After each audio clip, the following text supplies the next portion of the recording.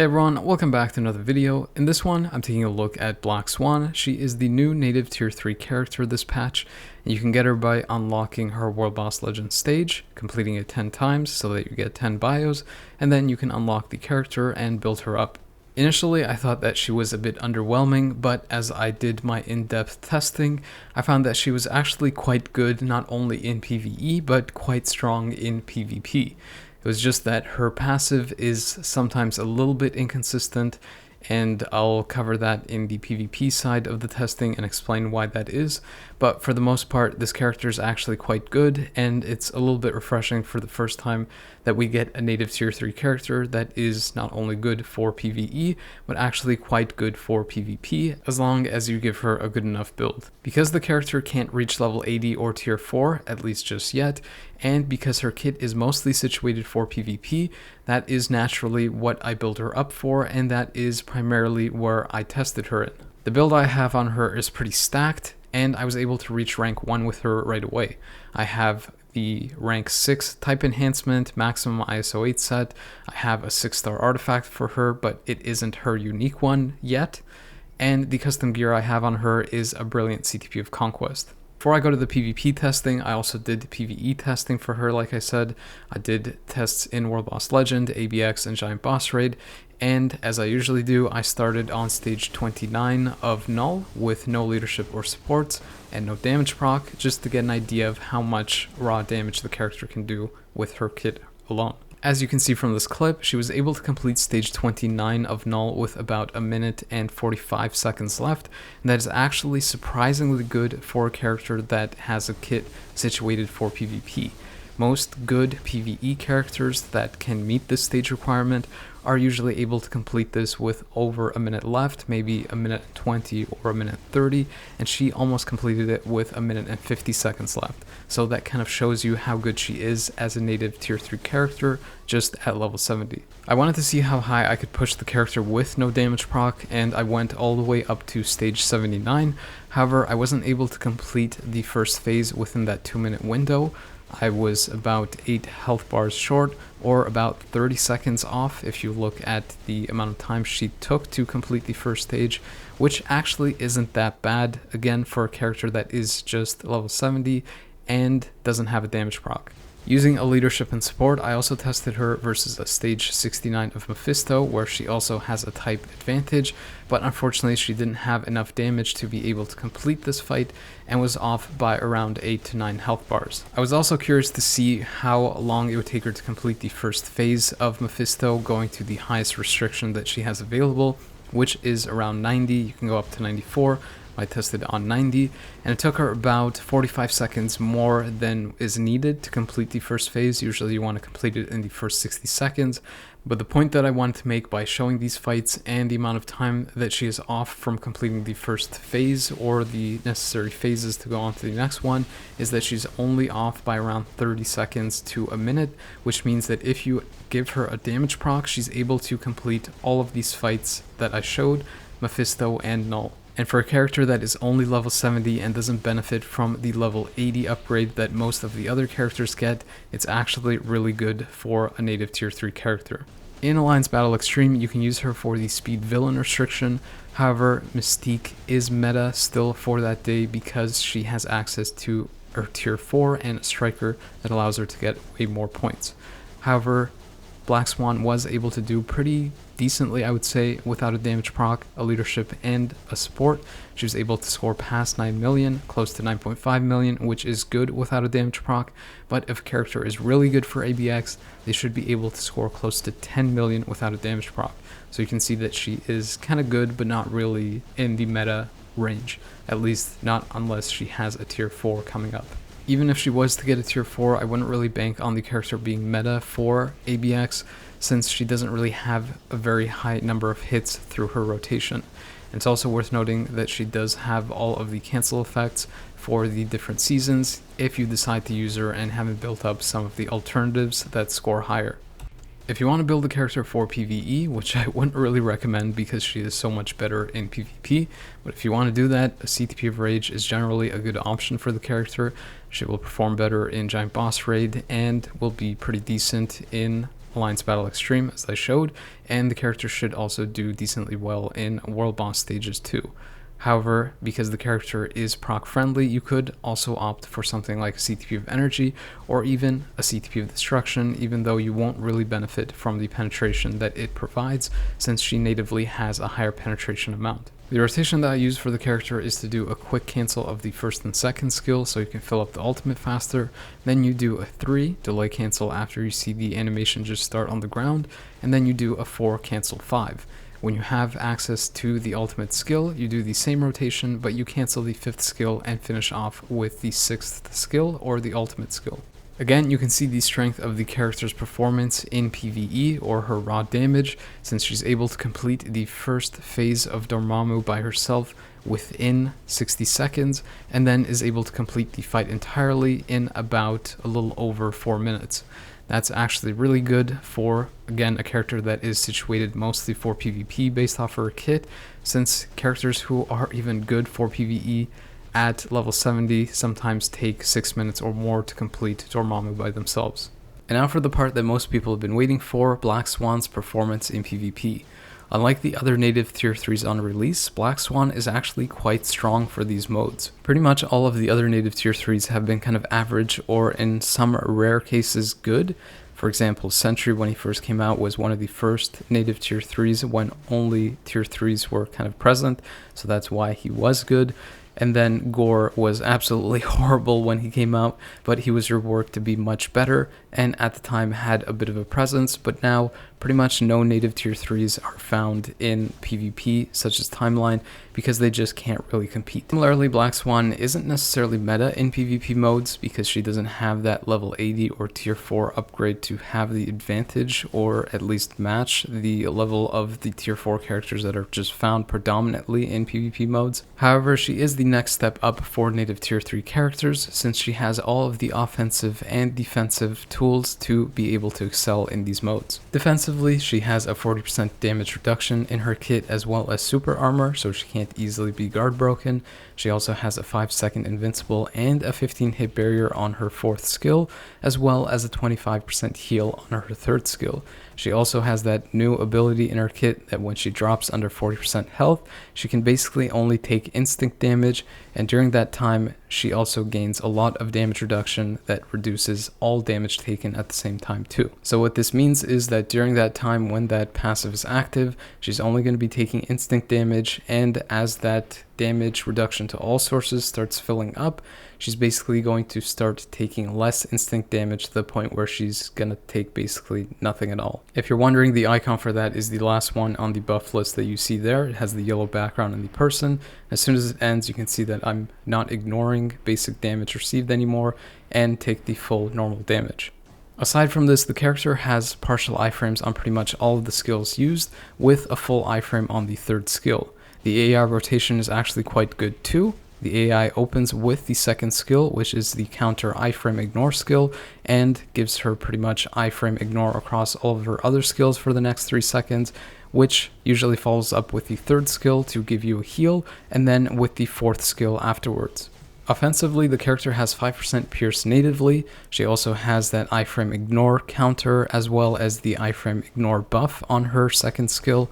She has the damage accumulation on her 3rd skill and a damage increase on the 5th skill, even though it isn't really used too often.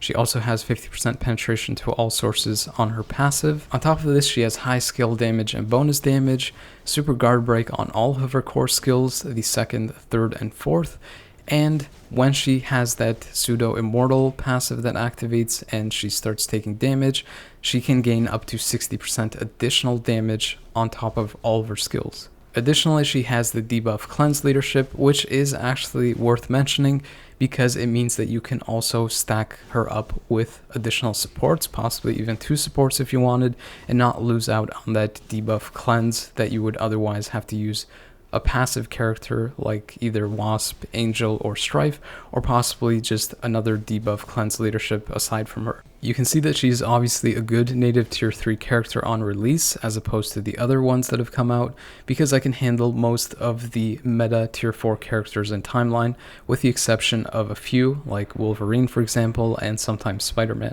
In terms of her suggested build options, when a character is fairly strong, you can pretty much use anything and get away with it, but the ones that I think are most ideal for her are a CTP of Conquest, a CTP of Authority, or a CTP of Greed.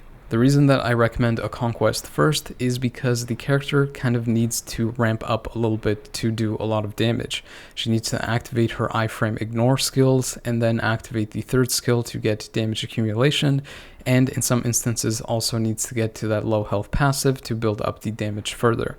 And if you're using a CTP of Conquest, it allows her to survive initial burst and have a little bit more survival, and at the same time she also benefits from the top proc, which will give you even more damage stacked with her kit and potentially allow you to one-shot opponents even if you don't have an outright damage proc on her. A CTP of Authority can also work for her because she has that 40% damage reduction, so you can stack it up further with the Steel proc, but I recommended it after a Conquest because there is a high prevalence of Silver Surfer and Reflect characters in PvP, and Authority obviously doesn't give you that, but the top proc of a Conquest can make you immune to Reflect, which she is kind of susceptible to because she has a lot of AoE kind of energy attacks. The other reason I suggested a Conquest first is because the Conquest might synergize a little bit better with her kit than an Authority might in some cases, especially when she gets into that low health passive. You don't necessarily want the Steel part of the Authority to proc since it won't really have a function when she's already kind of immortal, whereas for the Conquest CTP, she'll gain the additional damage as opposed to that extra survival. It kind of really depends on when it triggers, but if it triggers during that time, she gets a lot more advantage of getting damage instead of survival since she already is immortal. Alternatively, you could go with the CTP of Greed if you want to go more offensive based. Because she has that immortality like passive, you can basically just use your offense as a way of survival by trying to one-shot the opponent quickly, and they'll have to deal with her for at least 7 seconds because she has that ability to survive longer, so they'll have to deal with a massive amount of damage during that period of time. It's one of the reasons why Greed works so well with immortal-like characters, because they output so much damage that the opponent potentially can't survive. I kind of wanted to test the Greed, but I opted against it because of the reasons that I mentioned before. I feel that her kit does require a little bit of ramp up to get going, and also because her immortal effect kind of activates at a higher health threshold than other characters that usually activates at 1 health. So it's possible that by going offensive, she could have that immortal effect trigger very quickly, and then you won't really get too much of a benefit from Greed if she does end up dying. But that might not necessarily be the case, and it's the reason why I kind of went with Conquest, just to try and avoid activating that immortal effect as much as possible early on by getting that wall proc very early if the opponent attacks quickly. So I mentioned the positives of the character, and you can obviously see how well she does, but some of the negatives are that she can be a bit inconsistent. Because her immortal-like effect activates at a high health threshold, it's possible that it can overlap with survival-based CTPs like an Authority or a Conquest, which makes it a little bit kind of weird to build that way, because effectively you're using those CTPs to prevent her from activating her immortal effect as quickly as possible, but because the health threshold is so close to when those CTPs activate, it can at times just be kind of nonsensical because it doesn't really do anything. Another issue with her immortal-like effect is that because it activates at that slightly higher health point, the 40% mark, it is possible for an opponent to bypass it entirely if they deal enough damage at one point in time.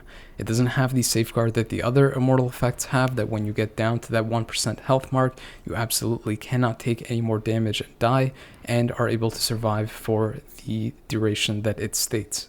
This is kind of a major issue because characters can essentially just negate her passive entirely, and it is her major selling point for the character's value in PvP.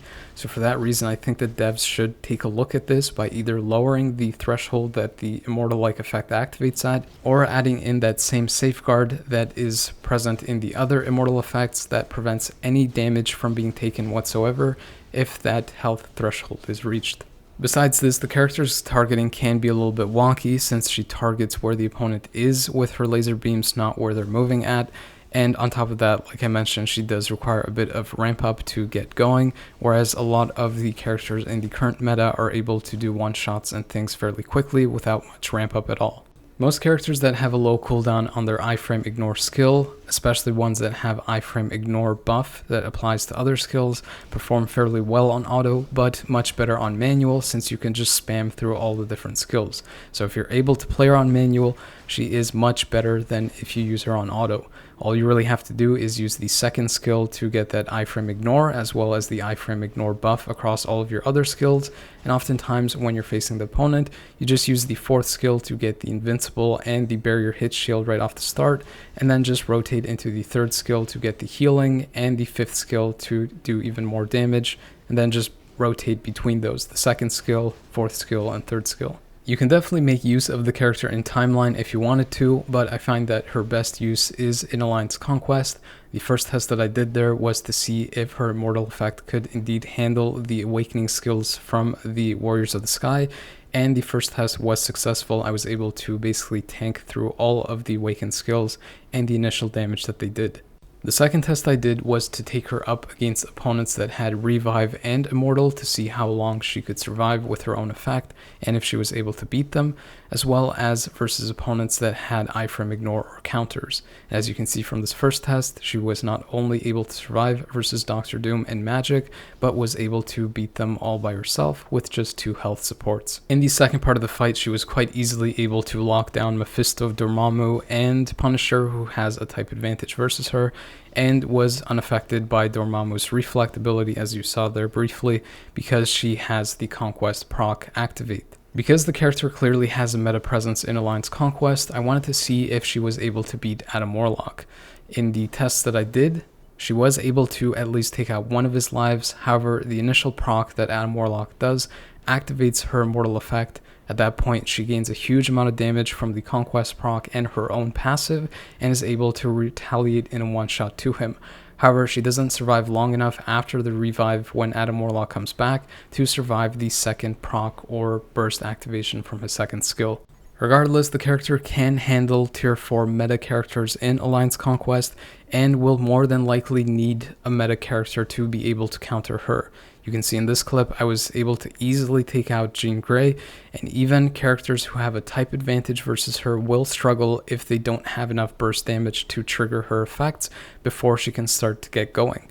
You can see in this clip versus Gilgamesh, who has supports, has the leadership from Drax and the debuff cleanse from Wasp, isn't really able to get close to taking out Black Swan at all, since she has enough survival, enough lockdown, and enough burst damage after she gets hit to be able to take him out too. If you want to know her main counters, it's going to be characters or builds that can activate her immortal effect or possibly bypass it as quickly as possible, and characters that can potentially ignore her damage reduction, either by having something like a CTP of Greed, or characters that can do that. Spider-Man, for example, is a very strong counter to her because his passive not only gives a damage advantage versus supervillains, but also ignores the damage reduction that the opponent gains. So during the time that she gains that in her passive, he can basically ignore that and keep dealing damage to her. It's also worth noting that the character doesn't do that well in Otherworld Battle because, again, her immortal-like effect activates at the 40%